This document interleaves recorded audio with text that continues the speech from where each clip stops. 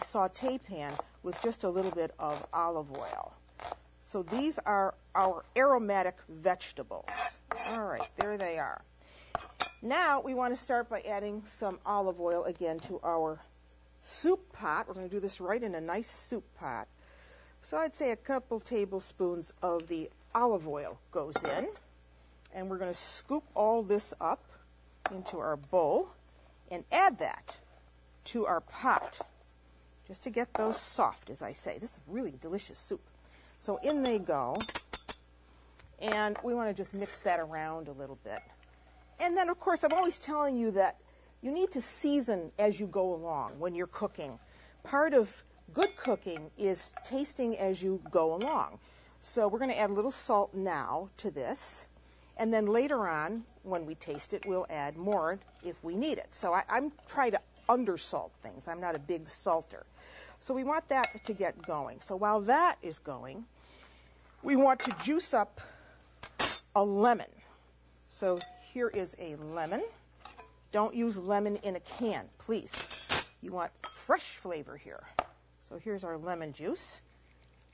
And that's an easy job to do with a lemon reamer. The juice of one lemon.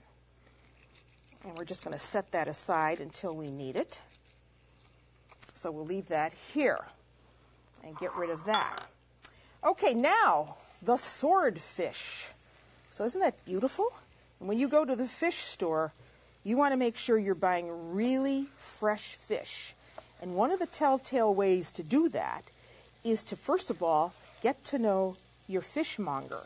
Get to know somebody who'll look out for you. And then, when you buy fish, he's got something really good for you. You want to give it the old sniff test. Because if you give it the sniff test and it smells like fish, well, then it's too old. It should not smell at all. So when I get to this part of the swordfish, I don't want this black area right here. Don't want that, because first of all, it doesn't look nice, and secondly, lots of different things reside in there, and I don't really want that, so I'm going to get rid of that. So now we can cut this up into chunks. You can do half-inch, inch. This is going to shrink some once it's cooked, but it isn't going to take very long, because fish cooks rather quickly. So this was a pound of swordfish.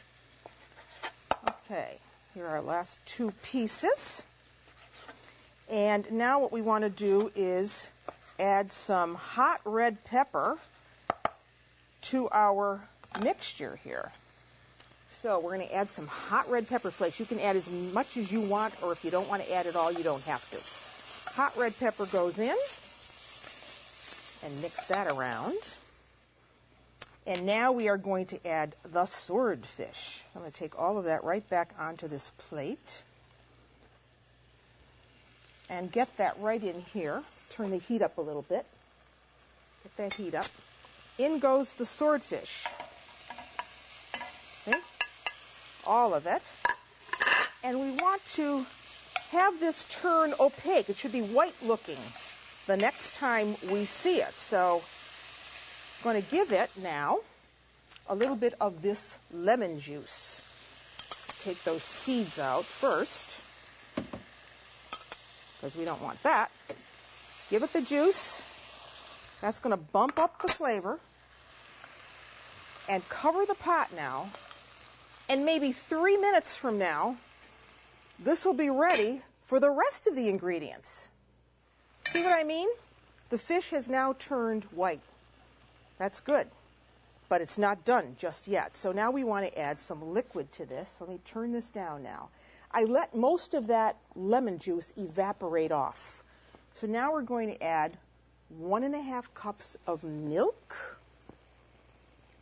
This is a nice creamy soup. And we want about 1.5 cups of a low-fat, half and half, or light cream if you want to. That's going to go in. Looks great. We stir this around now just to mix everything together. And I'm going to now bring that up to the boil, because we're going to add one more thing to this.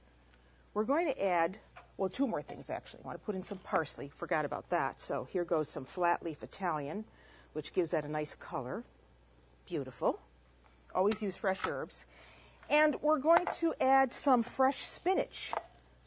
Spinaci, as it's called in Italian. Now, if you didn't have spinach, you could use something else. You could use, the leaves from beet greens would be very good with this. So that's all ready to go. We're not going to cook it first. You put it right in there with the soup, and you just let it wilt down. And at that point, the soup is ready. You see how fast this is? This is faster than opening a can of soup.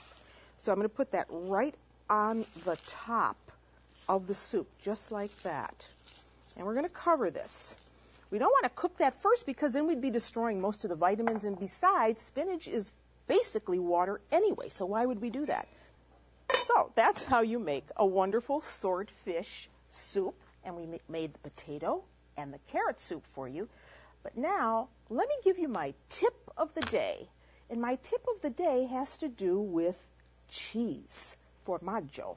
And in my little cheese drawer here, I have a beautiful wedge of Parmigiano Reggiano. Now, you know this is that cow's milk cheese that comes from Emilia-Romagna, the region of Emilia-Romagna. And you'll know that cheese when you buy it by looking on the rind and seeing those pin dots that say Parmigiano Reggiano.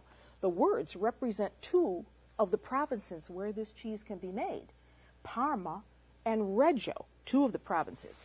And this is a cheese, cow's milk cheese, and it is controlled by law as to how this cheese is made. The milk has to come from a certain breed of cows, the milk has to be cooked at a certain temperature, and it has to be overseen, the production of this, by a consortium. It can only be made in Emilia-Romagna. So, most people, when they get cheese, you just saw me take the plastic wrapper off. Well, that is really the worst way to keep cheese because it will dry the cheese out. The better way to do that is to get yourself some cheese paper. Yes, you can buy this in the grocery store. You can find it online. And what this is it's a waxed paper. Let me show you. You see?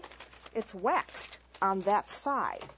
And that's great because that's going to allow the cheese to breathe, which plastic will not allow. So when you get your wedge home, and if it's in plastic, you put it in your cheese paper, and then you just wrap it in that. Wrap it in the cheese paper. Really wrap it well everywhere. And cheese paper usually comes with stickers like this. So then you can just pull off the sticker, stick